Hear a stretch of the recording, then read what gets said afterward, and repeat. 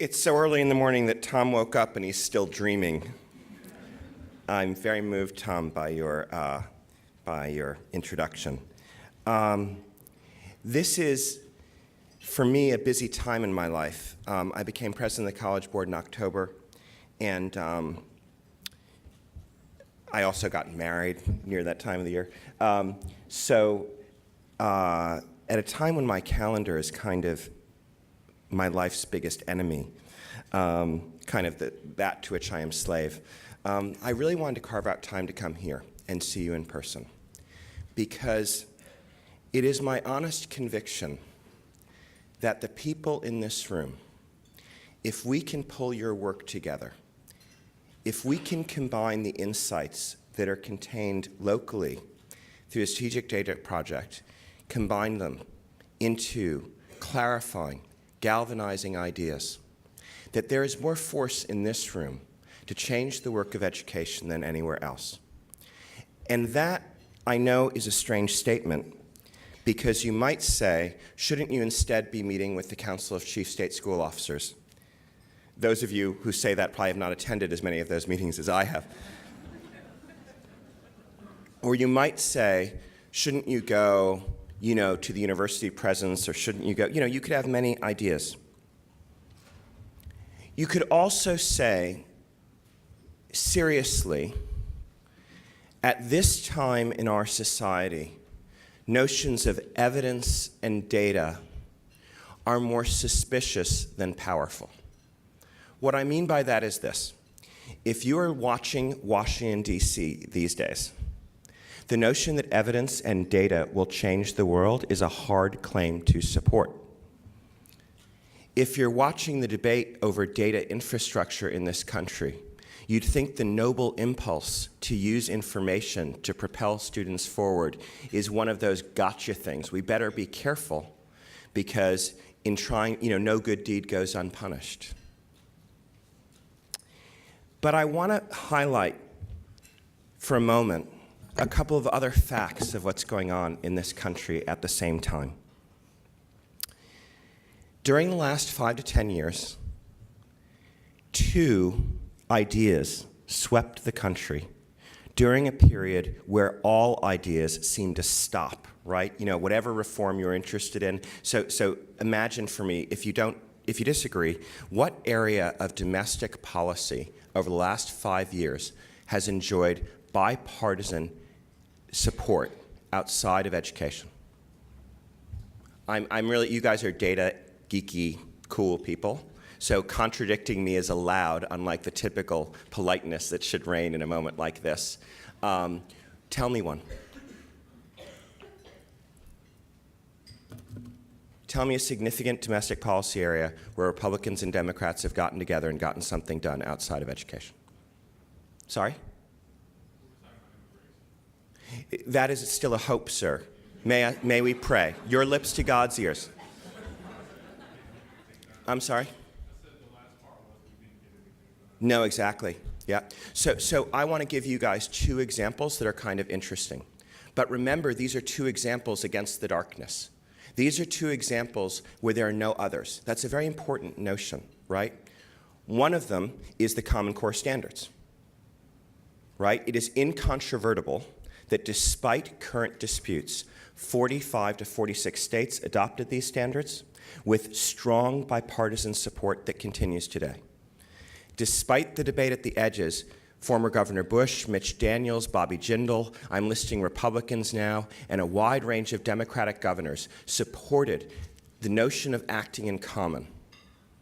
And most people, when trying to understand how that could have happened, right? In other words, how could it be that in a country locked against itself that something broke in this way? And they might wonder whether we had a legion of talented lobbyists or friends in the right places. Tom, who knows me well, knows how pathetic the beginnings of the Common Core standard movement were. Think of a napkin. Think of a few people in a room with an idea. Think of the idea being this. The idea being this. If evidence did not inform the development of standards, they would inevitably be vast, vague, and useless. Now, why is that true? Why is it true that without the notion of evidence, standards are helpless? I'm making a very strong claim. Why? Have any of you ever, please raise your hand, been in a committee meeting before? So what happened in states is they got together committees to write standards. And they got into groups, right? So you'd have your geometry team, your statistics team, your data, you know what I mean? Your algebra team, right? That would be a math meeting. Or, ELA, not knowing that, just get everyone together and kind of a nice big old happy thing. And the only way to end the meeting is what? To include everyone's stuff. I'm not leaving here until you put in all my stuff. And I'm not leaving until you put in all my stuff. And everyone's like, cool, let's put in your stuff, let's put in my stuff, we are done here. Then teachers and students are in receipt of this. So it was estimated that the California standards, the result of such a committee practice, would take 30 years to teach. Once standards get that long, several pernicious things happen. So those of you who are interested in assessment know a fundamental fact of assessment, and it's much more important, by the way, than whether the assessment is multiple choice or open-ended. There's another larger factor driving the validity of any assessment. I know you know this. How many things are you trying to measure? If I'm trying to measure a few things, I can ask you several questions about the same thing and get more information about, I know this is a deduction, I can find out much more about you. But imagine instead we developed math standards so that every math test is this crazy survey of a bunch of information, where teachers, even good ones, feel like it is a Russian roulette what will be tested that year. They feel that the force of the standards in assessment is to force them to race to cover material that they can't cover and that their kids shall not understand. That kind of environment leads to even the best of teachers to find data which we want to see as a signal of truth, as not a true reflection of their effort and their work, as maybe even an enemy to their work. So the Common Core standards did something in mathematics that's quite interesting. It turns out that overwhelmingly, based on evidence, there is a relatively focused portion of mathematics that is extremely important to your future in math, and a lot that is not. To be precise, in the top-performing countries in math, in kindergarten through second grade, there are only 3 topics in common in the high-performing countries. They are addition and subtraction and the quantities they measure. The Common Core standards adopted by 45 states in mathematics are the first American standards to dare to follow this tight focus. The American math curriculum, as you know, has in the past been a mile wide and an inch deep. But that data, that evidence, allowed us to turn back the tide. Do you realize how hard it is in education to have an eraser as well as a pen? You see, that's the secret of education reform. If we add more, my friends, we will lose. People are already quite busy. The notion that we've got a great education reform for all people's spare time is kind of a hilarious idea. But it's hard, right? Because things don't come into being without supporters. So to erase all that other math, so to give you a sense, we looked at the data from Washington, D.C. So you'd think Washington, D.C., environment, lots of the kids are poor, they would focus on the most essential math because that's the math their kids most need, and spend enough time so that teachers had time to teach and enough time to practice. An examination of the curriculum in Washington, D.C. had 80% of teacher time outside of this core. Isn't that heartbreaking for the kids? They're spending more time than not practicing things that don't propel them in mathematics. So just to be quite specific, do you remember problems like pattern problems, circle, square, circle, circle, or combination problems like you have 3 kinds of cheese and 2 kinds of lettuce and 1? Is everyone remembering these? How many sandwiches can you make? No, no, no, no. The core in mathematics is actually far more focused. In K2, the addition and subtraction of whole numbers and the quantities they measure.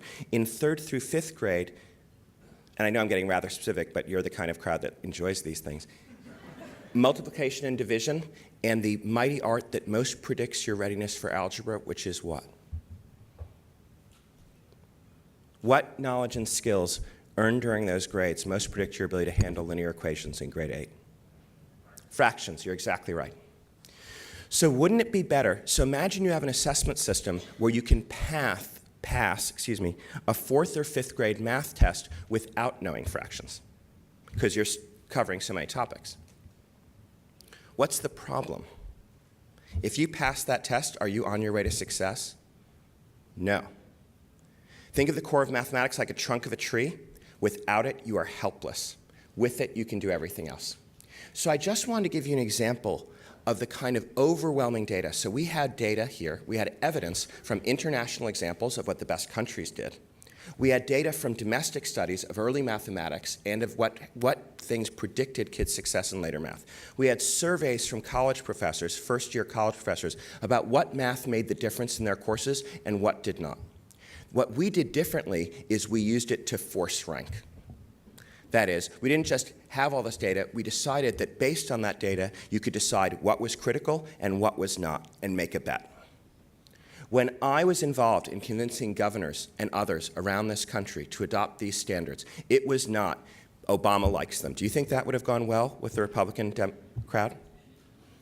It was instead, there's a focused set of math, that there's an overwhelming amount of data predicts success, and your standards have teachers all over the place. The only area of math performance in which this country leads the world is the size of our textbooks. It must stop. Those are arguments based on evidence. That was the secret power behind the Common Core. My own field is literacy, and if I get time, of course, I would love to tell you about why evidence drives us to where we are in literacy. But I want to tell you in a kind of profound way that the victory of the Common Core standards is a victory of design and evidence over endless conversation, endless dithering. The real power behind it was a victory of those two ideas. So I want you to, I'm kind of challenging you to think today about where do you hold evidence that accumulates, that matters, from different sources that guides you, and then how can you use it to provoke a change? I'm going to give you one example of something the College Board is doing about that, but I want to first pause and say, I told you there were 2 things this country did in the last 5 years, right? Does anyone know what is the other bipartisan educational movement that has reshaped the educational conversation in the United States over the last 5 years?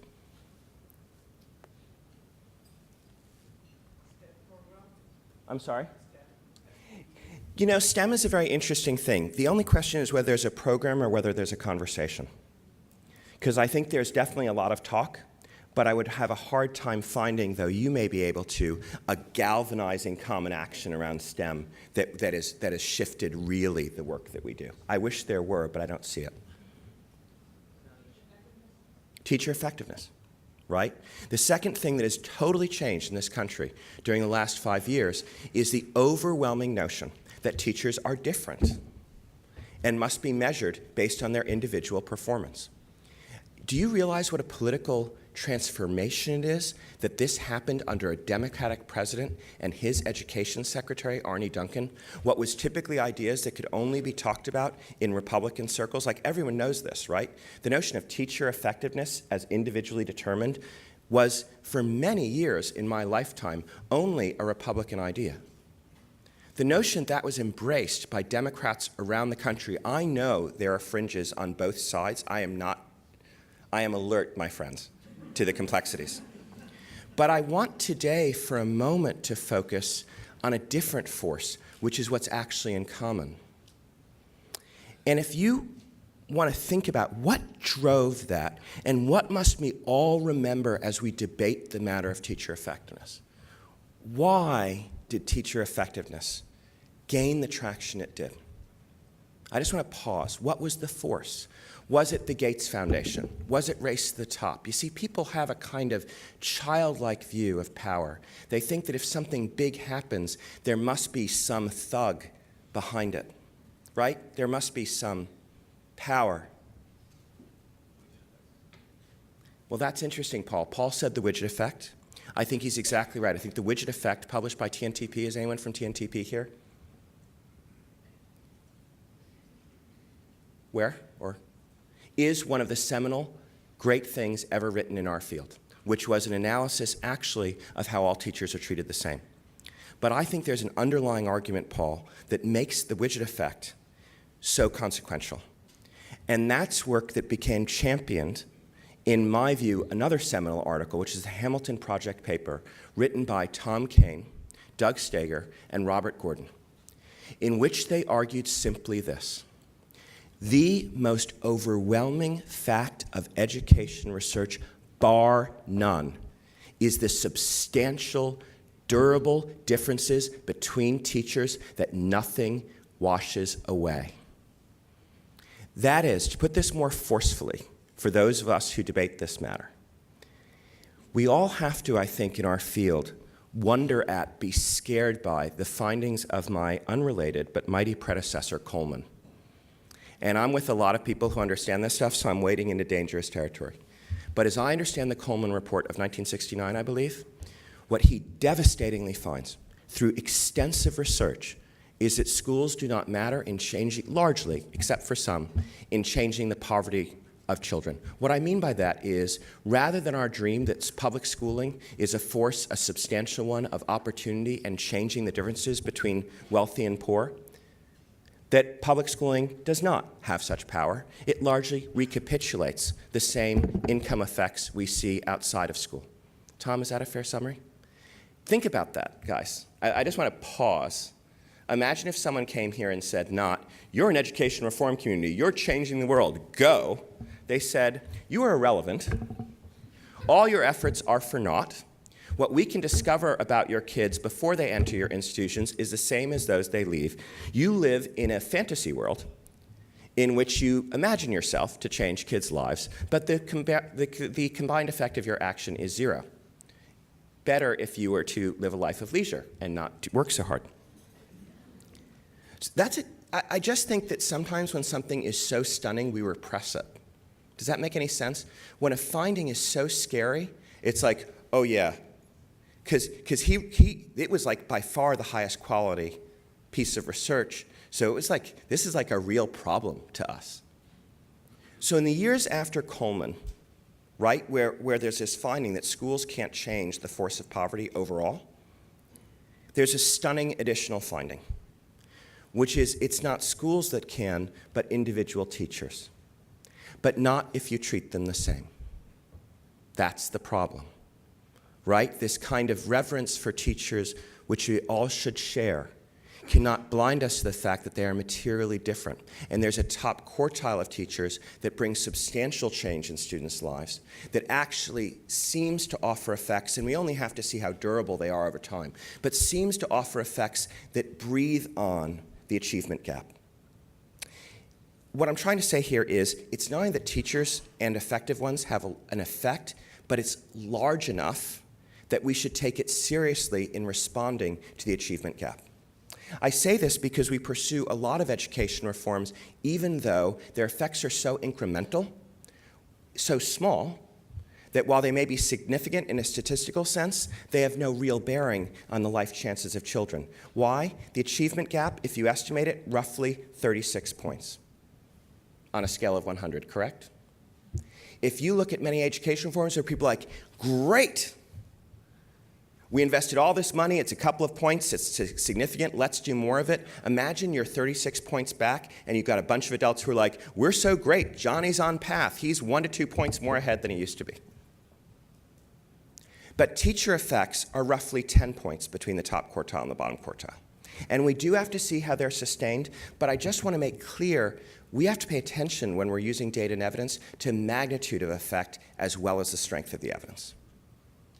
Is it big enough to spend our time on it? So when I met Tom Kane, he said to me, I want to change the world with a chart. He said to me, I want to make an inescapable fact. And like, given how this guy dresses and his occasionally uneven speaking voice, and several other natural and learned disadvantages,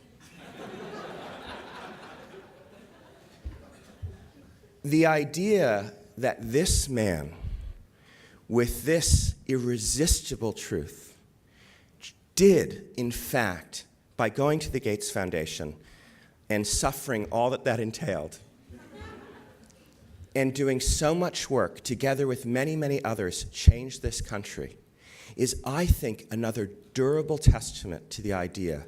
And he would immediately say it's Doug Steger and Robert and others, and I know many of you here, because the great idea of a good idea is that then it's shared. So you all here then faced the terrible consequence of this idea, which that it is that adults are different and they hate it, typically, when you tell them so. That is, this truth does not come without cost. It meets resistance everywhere, at every level. If you just changed this or that, maybe this is just a sign of the design of the educational system. With just a little more investment in professional development, surely this gap between effective teachers and ineffective teachers would go away. To say that in the face of the data we have before us is the strangest form of wishful thinking ever developed. Because after billions and billions of dollars of investment, we don't yet have large-scale examples of where it has substantially increased self-same value added over time. And we have overwhelming data, on the contrary, that they're highly effective and not effective teachers, which might force us to conclude that in the interests of children, we must not ignore this data in making personnel decisions about who is teaching children and who is not. That may make certain people uncomfortable, but let me say this. To ignore the data about the differences between teachers is to make public schools helpless to change the outcomes of poor children. You can't have it both ways. You're back to Coleman. If you ignore the differences between teachers, if you say we cannot dare to make the adults uncomfortable in this way and make real choices about who teaches and bet more, expand the classroom size, give more effect, widen the sphere of the effective teacher, and gradually move kids from less effective, if we do not increase the concentration of demonstrated effective teachers in our schools, if we keep focusing on paper credentials, which have virtually no predictive validity outside of later mathematics, if we keep focusing on improving the supply without any evidence such improvements will result in changes for kids, if we ignore performance on the job, if we examine performance on the job and then rate 98% of people satisfactory and ignore the differences between them, then, my friends, we have not only ignored Coleman's findings, we have deliberately participated in the deliberate dismantling of public education's capacity to change poor children's lives. There is a great deal at stake here. So you fight that fight every day, and I just want to pause for all of you who work in state and districts, who work on the data side, who work on the policy side, who have had your head handed to you when you try to share this data. May I praise you and thank you for rescuing public education.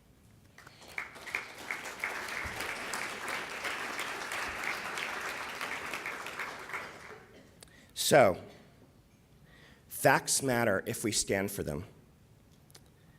There are forces that will try to press it back. But the great news is everything I said is very hard to contradict with evidence. I will say, in my estimation, there is an emergent force that is also promising in changing the calculus of schools and poor children, which is a subset of high-performing charters, based on my understanding of the research, is beginning to show that we can bend the curve to a degree as well. So that's what I think we know today. So what you'll find of me as the new president of the College Board is I'm obsessed with moments where there is overwhelming evidence, does that make sense, and a moment of action to be taken. And I think we have discovered ones that I believe Dan Wagner may have talked to you about already yesterday. Did he share some of this already? Some, says Aaron, to my right. I want to introduce a topic, but as I introduce it, I want to talk about another man who used data to change the world, someone who I admire quite a bit. Because, again, as you think about your power and your force in this world, let's remember who really won the election. Shall we call it Nate Silver? Against all the blowhards of political commentary, the predictions of the nerds were decisive. But perhaps more exciting than the person who stood to the side and handicapped the election is the person who led the Obama campaign's use of data to galvanize a generation of low-income people to vote like they had never had before. Whether you are Republican or Democrat, the simple precision and excellence of the use of information to achieve a result is something in my mind that deserves astonishment. It means, again, that there is no force greater. Think about it. Think about it. Hundreds of millions of dollars spent on this campaign. And what made the difference, right?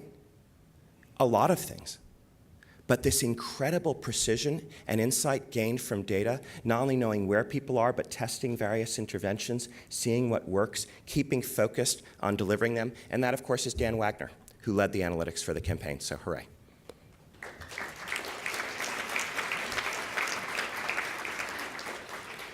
So, there are moments where your work is the most important work. Let me give you one more this morning.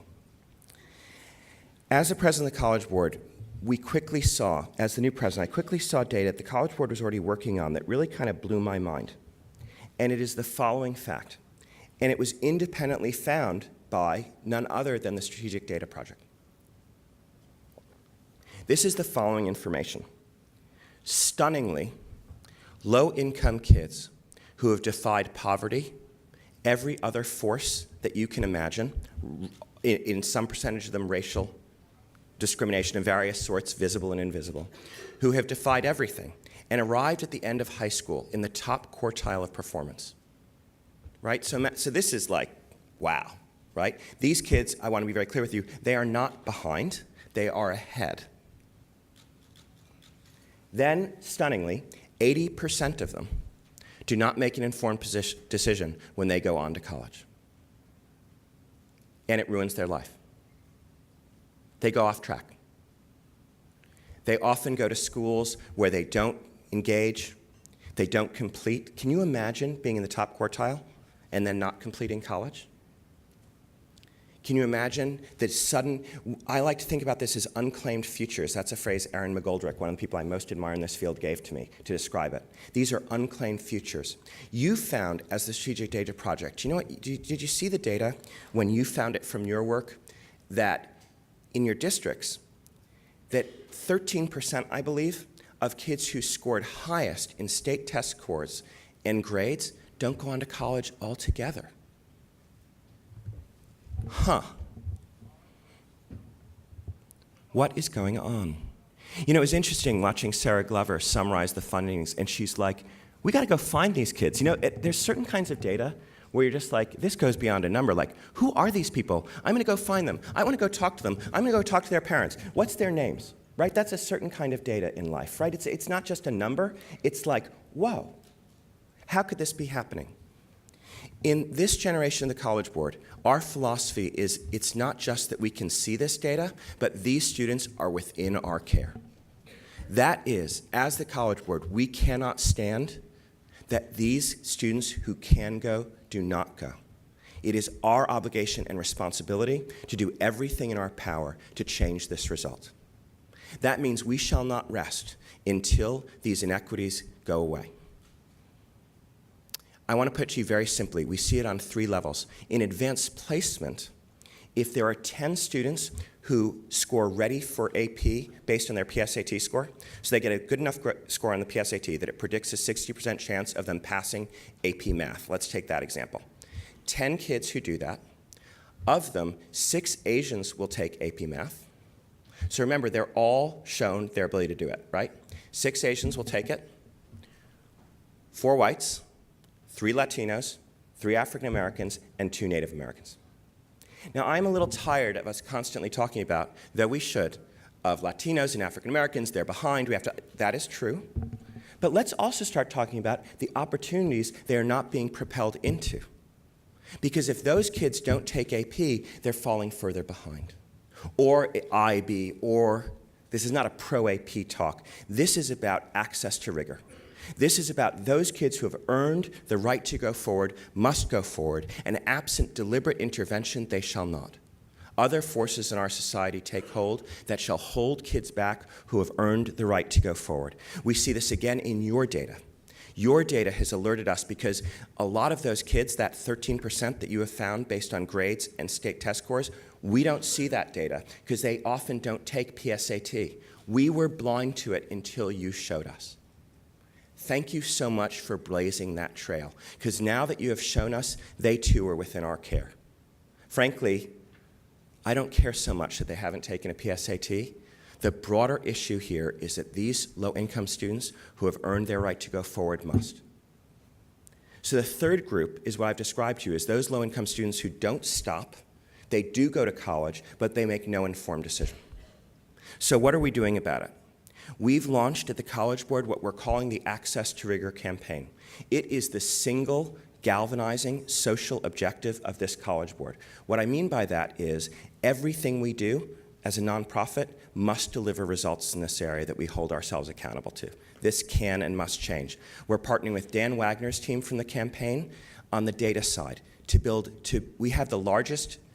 we actually have the largest set of data perhaps on some counts, but let me confess, my friends, those of you who have received data from the College Board to do your work know that perhaps it could be slightly stronger in its delivery mechanism, in its speed. Just a little. It is nearly perfect, but I think I have some room to improve the situation. We are going to transform our data systems. They are designed not just to hold data, but to transform data into a force that propels kids forward. We're going to transform them such that they're not just what happened, but design what's the opportunity gap that we can see coming. What patterns can we see in our data so we can intervene earlier to help kids? We're going to test interventions and see what things. So for example, you know the Hoxby intervention where they send materials to kids' homes has proven extremely promising. But Chris Avery and the team over at CEPR, which I know you guys know very well, they're looking at other possibilities. They're looking at things like texting students. We're looking at things like student peer-to-peer effects, whether students can propel students into opportunity. As a membership institution, we have a large school counselors are part of members of the College Board, high schools and colleges. How can we leverage our members, in a sense, as an army to propel these kids forward? So it's what we can do directly with students, but also what caring adults informed by data can do for those students. For that, we're partnering with another side of the campaign, of the Obama campaign, that is, with Jeremy on mobilizing, the field mobilization, right? So there's data and there's field mobilization. But we're also talking about communications. We're talking about advocacy and policy. We met the other day on their invitation with the White House because they saw that we were beginning to take the lead on this issue, and they saw an opportunity for this country to get something done. Some people call it low-hanging fruit, which I find a strange way to describe a low-income person, but I'll take it. Because it is exciting. Yeah, no, it is strange. We should think about that. It is exciting, isn't it, that this seems like something that could be done. I don't think that we should be sanguine that that means it's simple. The forces, for example, in Latino families holding their kids back. And I know it's controversial to describe parenting sometimes as not a force that propels kids forward, but actually holds them back. But if any of you have dealt with real families, you know this is a very complicated cocktail indeed. So we're going to have to create a movement. We're going to need a movement among the Latino community and other communities and in certain rural communities that if your kids can go, they must go. We're going to have to help them stay whole. We're going to have to find ways that we can convince a generation of people caring for low-income kids not to shield and shelter them from these demands, but to propel them into them. That is a meaningful campaign, and we must work until we succeed. To put it simply, I am here because I am begging you to join our campaign. I am asking you over the next 5 to 10 years to decide that the students within your care who are ready to go will go. I'm asking you to stop at nothing except for privacy and data laws, which I respect completely, to be clear. But you have data we don't have. You see things we don't see. You are installed in districts and states and you can bring to life, right? We cannot do this alone. There is no fee for this. Let me be clear. Let me be absolutely clear. I am not here as a salesman. The Access to Rigor campaign on the part of the College Board is entirely through investment. Because what should we be but a nonprofit? Wouldn't that make sense? So I invite you here to join us. I invite you here because without you, we are helpless. Without this great idea that there is such a thing called the Strategic Data Project, without the idea that there would be fellows ensconced in districts understanding these systems, ready to help, I see you and I see a network primed for action.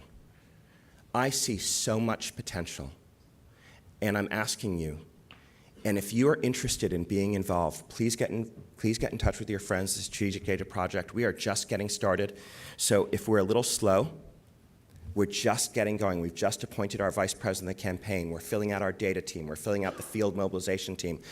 This is new, right? It is different, to give tests like the PSAT and SAT, or do something even as wonderful as the coursework of AP, is rather different than mobilizing a generation of students across this country to take action. There are some new capacities we are building, and we will need your help.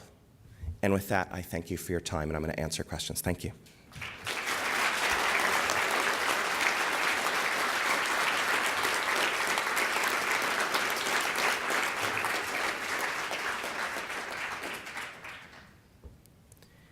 I have about 20 minutes, if you're interested.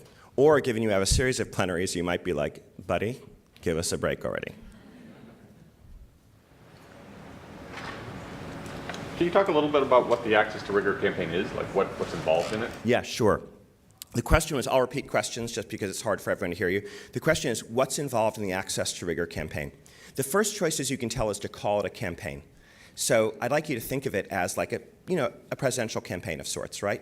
So one dimension of it is the ruthless organizing goal of those kids who can go, who perform at this level, must go. I say the goal first because what's interesting about a presidential campaign is the Obama folks or others would never pat themselves on the back and say, we offered a lot of services to low-income voters.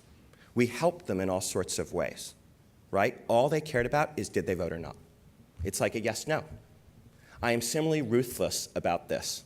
Do they go forward or not? So that's the first aspect of the campaign. It's countable, it is strict. Do these kids go forward? The second idea of making it like a campaign is there are probably 4 rough components. There's the broad communication of this idea, like a campaign might have themes like hope or this or that. The idea that if you can go, you must go. Getting that out through partners in various communities. And when I say rural, I want to be careful because this effect of kids not going forward is actually very strong in any city smaller than, let's say, New York or Miami. So as soon as you get into any Columbus, any smaller city is vulnerable to these effects. So you have to get the word out. You then need advocacy and policy. What I mean by policy might be the incentives acting on school counselors. How are they measured? Does it matter if low-income kids go forward? Do we even watch the data? Do we have the data systems? Do we have the policy mechanisms to create the incentives? Do we have substantial pressure on higher education institutions to take in a growing number of low-income, high-achieving kids? And whether that's a combination of pressure or prizes or supports that higher education needs, do we have the institutional backing? So that's an advocacy policy question. Then, as I said, the core of the campaign is a combination of data, which is the information that you get about kids that finds them, as well as the data that judges what intervention propels them forward. And then finally, the field forces is the engagement of people like school counselors, teachers, other students, other caring adults, in addition to the students themselves. And underneath this all is this notion of ongoing research and efficacy. What actually works unsentimentally, let's stop what not, and continue to do it. So I'm seeing this as a chance for the College Board to deepen its partnerships with the research community. The College Board, just to say it, while a remarkable institution, has been something like a vault with its data. And I want to announce to you one more thing, which is based on a project that we are now involved in. We will soon be able to announce that College Board data for researchers, which does not require substantial analysis on our part, will and always will be free. Period.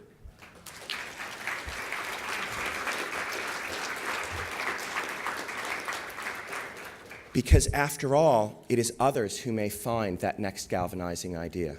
We have to get this data out there with all due respect for privacy and other obligations. It's not like we're just going to hand it out, but with the appropriate anonymity. This data is such a treasure trove, and you can expect that from us. Yeah, Paul. So, paint a picture for where the Common Core is right now amidst the Tea Party resistance on one side, Randy Weingarten on the other, and where it's going in the next few years. I'll repeat that question and then over the next few weeks attempt to answer it. The question was, paint a picture in the Common Core of the Tea Party opposition on the one side, on the other side, Randy Weingarten's call for a moratorium on teacher accountability as a result of the standards, and how that's going to unfold over the next few years.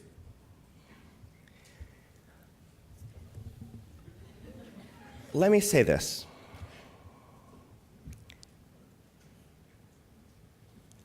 I've just spent an unusual week, some of which has been, there was a piece by Karen, I just want to kind of begin with something that might surprise you. There was a piece by Karen Swallow Pryor that some of you may have missed in the Atlantic magazine. And it describes a meeting I had with the leading religious evangelicals in the country about the Common Core in reading and C.S. Lewis's role as inspiration for some of the thinking about reading in those standards. C.S. Lewis wrote you can tell I'm an evidence and data guy. Doesn't mean all great ideas come from evidence and data. Some of them come from other sources too. And I think C.S. Lewis wrote perhaps the finest book on reading ever written, which is a less-known work called An Experiment in Criticism, in which he says that in the face of a work of art, you must look and look again to see precisely what is there, and observe still more closely till you fully follow it. He says, the first demand of any work of art makes on us is surrender, forget yourself, get out of the way.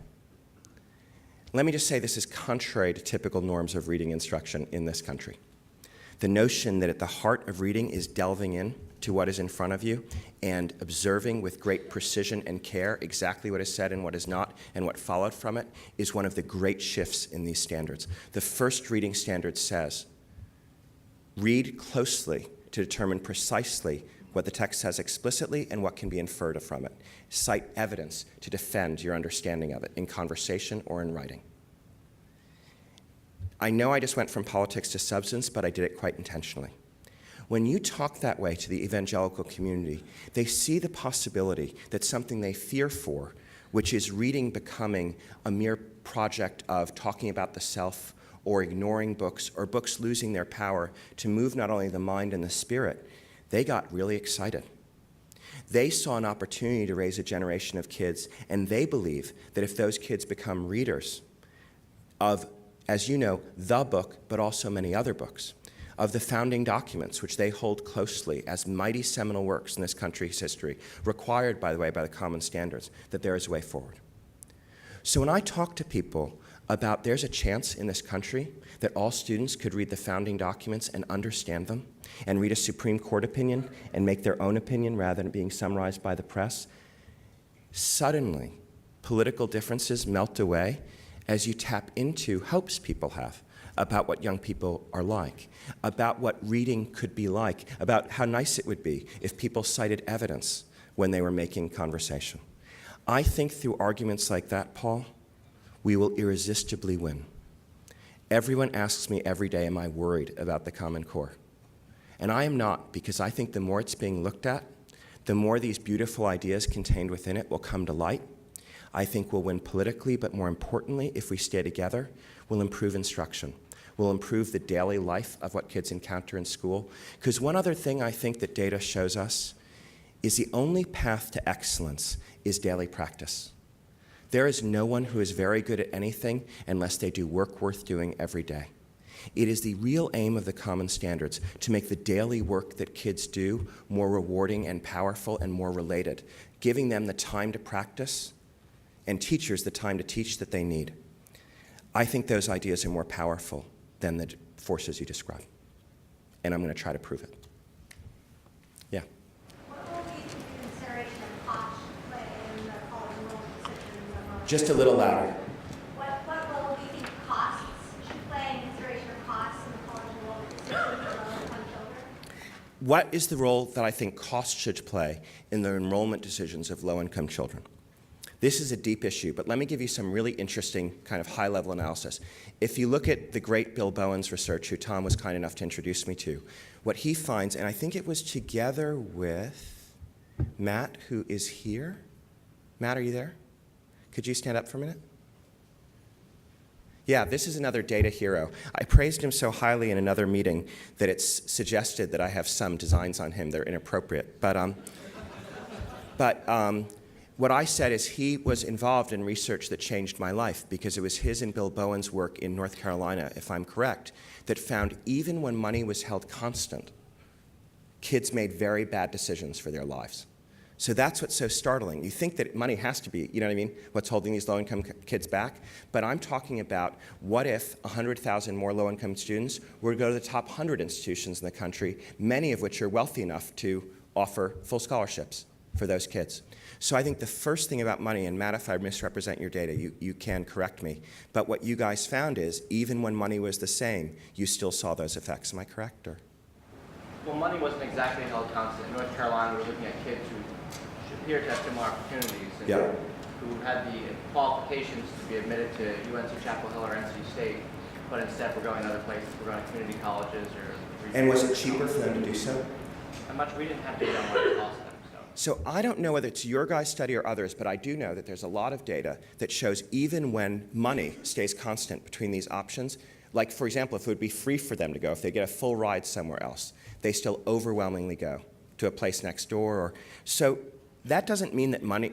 What? Chris Avery and Caroline Hoxby's work for sure shows that. Okay, so that's Chris Avery. So I was flattering Matt. It was not him who found that out. It was Chris Avery and Caroline Hoxby who found that one out. Forget Matt.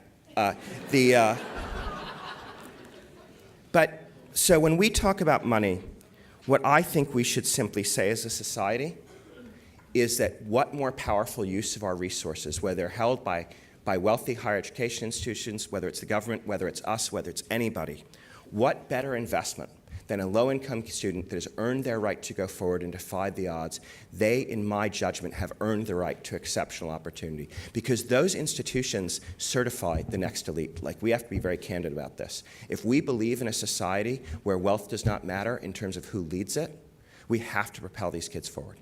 So I think the moral claim here is it is the most appropriate kind of efficacious action to ensure that kids who have earned through hard work the right to go to exclusive and demanding and high-performing institutions need to get the resources they need. But I think, interestingly, there may be already a lot of untapped resources, but we should do everything we can to add to them to ensure it. And then, of course, as you know, student and family knowledge of this is a whole other matter. So we at the, in other words, what I'm trying to say is people's perceptions of aid can be very different from the actualities of aid. So we at the College Board are talking about, can we use our data to pre-populate FAFSA? Can we do anything? You know, the H&R Block study that shows that through simplification, many kids go forward. So we're also thinking as part of this campaign, anything we can do to make sure that families understand the real financial situation they're in and to help them if we can. I have a question about how you are identifying the students and the families that you're targeting for this Access to Rigor campaign, and is any part of the campaign about looking at are students actually even getting access to the rigor that would be necessary to put them in this category that you're talking about? Just to repeat the question, how are you identifying students who are capable of going forward in the way I described, and is there any energy going to making more of them ready for such work? Let me take that in two parts because it's really two different questions. In terms of what is within our power today, it's a limited data set. It's things like PSAT, AP results, right? That's the kind of data we have at our disposal. That's why I begged with you, because you see such students who do well on state tests and have good grades, which are equally reasonable to use as a source of information that they should gain special care. So that's one thing. We're open to anything we can to help these kids that you can help us see. But your deeper point, when I describe the mission and the work of this College Board, it actually briefly has four parts. It has what I've described, which is access to rigor. It has measuring rigor, which is our obligation to transform assessment so it is far more useful. So I have somewhat controversially announced that we are taking a new look at SAT and PSAT, and those instruments must invite work worth doing and good practice as opposed to destructive practice, and I think that's our obligation as well. But the third part of our work is what we call delivering rigor, which we now do in AP. That's our best thing, but we're thinking about how can we do it in earlier grades. Because you are so right. If we do not give many kids opportunities earlier, those who come to the top at the end will be disjointed. To give you guys a sense of just how bad the situation is, the number of African Americans in this country that are ready for AP Science is 4% based on PSAT. That can and must change. So we are going to work very hard over the next 5 to 10 years on not only access to rigor, which is those kids who have demonstrated their potential to go forward, but building the pool and building it disproportionately among underrepresented groups. And I will say that what's further heartbreaking is while you may say 4% is a low number, then I'll be damned, excuse me, if any of those kids do not go forward. Right? Then it should be 10 out of 10, right, who are getting propelled forward in our society as we work to build more. I'm trying to learn not to curse in public. Matt saw me do this at a now legendary Brookings, so let's strike that from the I'll be darned if those kids do not go forward. Yes, sir. I think that, talking about teacher evaluations, I think that some would argue that the old approach was an evidence-based approach. Maybe it didn't differentiate, but they did have evidence. As we develop our systems that do differentiate, that do use evidence to make decisions, I think we're at a very tenuous time and that we have to get this right in order to make our case and to keep it moving forward.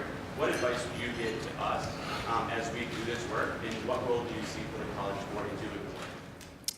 It's a very good question. The question was, some would argue, I think I'm going to get the full question, but correct me if I don't get it right, that past practices in evaluating teachers did include evidence, that now as we move into it, we're kind of in a tenuous, controversial phase as we try to establish differentiation, and you've said to me, what is your advice to us, and what's your role as the College Board?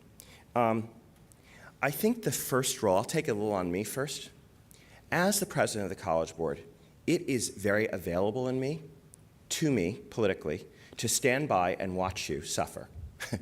What I mean by that is, people don't expect the president of the College Board to make comments, as I have, about the differences between teachers and about the need to act upon them. But I will be darned if, just because I have a pretty cool job, that I'm going to stand aside while courageous superintendents and courageous chiefs make hard decisions on behalf of students. I am your advocate. I will stand behind you. I will stand behind you in that we must look at AP data and the differences in teachers based on it. We can't stand by and say, oh, that's really complicated. Differences between teachers. So I think the key thing for those of you in this work is to remember that aside from all the debate, the differences between teachers is the largest measurable effect we see in education outside of the differences of race and class. In other words, outside of student characteristics, which cause huge differences, the differences in teachers are huge. So let no one bully you into believing they're hard to detect. So what do you guys think the chances are with the current crude tests that we have available to us? If you are in the bottom, I think it was quartile, Tom, of value added in your first year, what's the likelihood that you'll be in the top quartile in your third, fourth, fifth, or sixth year, cumulatively? Is it 5 to 10%, Tom? Am I correct? Something like that. I believe I have this data on my laptop. But what I'm trying to say to you is identifying these extremes, however crude the instruments, is deeply possible. It is knowable. The middle is hard. The extremes are clear. They're clear on existing instruments. They will hopefully be more clear on better assessments. So what I'm kind of telling you is, remember, that's true. Like, with all the debate, that's true. So it's partly a measure of measurement, but it's also a measure of courage. That is, do we dare to then find ways so that those teachers who are quite unusual gain more students in their care, help other teachers grow? Do we maximize what those best teachers can do for us and hence make more teachers effective? Do we make early, humane decisions with teachers who do not show themselves effective? Because the earlier we do that, the better for their work and life chances way before tenure. And better for children within their care. To me, it is not a crime that motivating kids to high performance is not the training and gifts that you have. The only crime is if one doesn't admit that. Because if poor kids have an ineffective teacher 1 or 2 times in a row, it's over. So I know you know this. So my advice to you is this. Remember that in the extremes, you can act with confidence. Don't fight for right now. Feedback is useful in the middle and giving people feedback and useful information. But the other thing that you should hold your guns for through all the smoke and controversy is, wait a minute. Through observation, through student data, through other sources, through student surveys, we can identify. And it's our obligation to take action accordingly. If anyone disagrees with me, but I think that is a very powerful place to occupy, and I would never discuss this subject in print or in conversation without first saying, do you agree or not with the data? Here it is, that there are differences, profound ones, between teachers. That they make a difference for poor children, particularly, and all children. Okay. Do you agree that we can tell who the top 1%, 5%, 10%? Can we make those discriminations? Those are hard arguments to push back upon. Does that make sense? Now let's talk about the percentage of this or that. But let's get clear on the fundamentals. Yeah. I was just wondering if you can talk a little bit about, so let's play this out and assume that you are successful in people to go through. How are you thinking about starting to engage with secondary institutions and absorbing this, given all that's going on in that sector? It's a great question. The question was, and it's just about 9:30, so lest I miss a plane, I better make this the last question. The question was, how do we engage higher education institutions in this challenge of absorbing more low-income kids, given that that sector faces no small amount of challenges in their costs and in other areas right now? It's a beautiful question.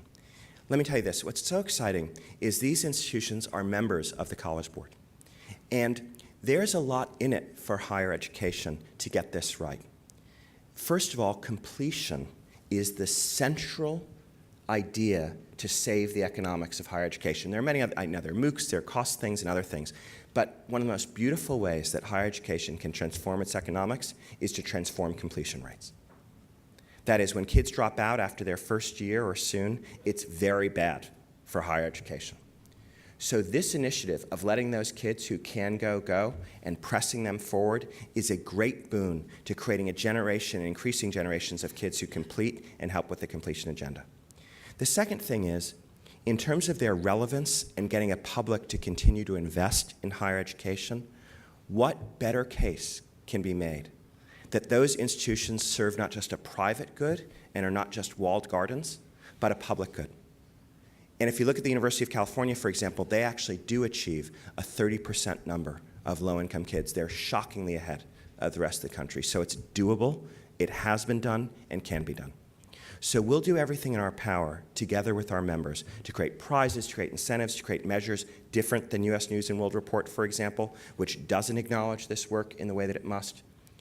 At the same time, we'll try to work in institutions to help them make this transition. But if you were to talk to Harvard or other, great institutions, they kind of want to do this, but they'll need real plans and help to make a real transition to a shift in their enrollment, either through growing that enrollment or through further diversifying this enrollment. But what more important task is there? And with that, I shall end. Thank you so much for your attention.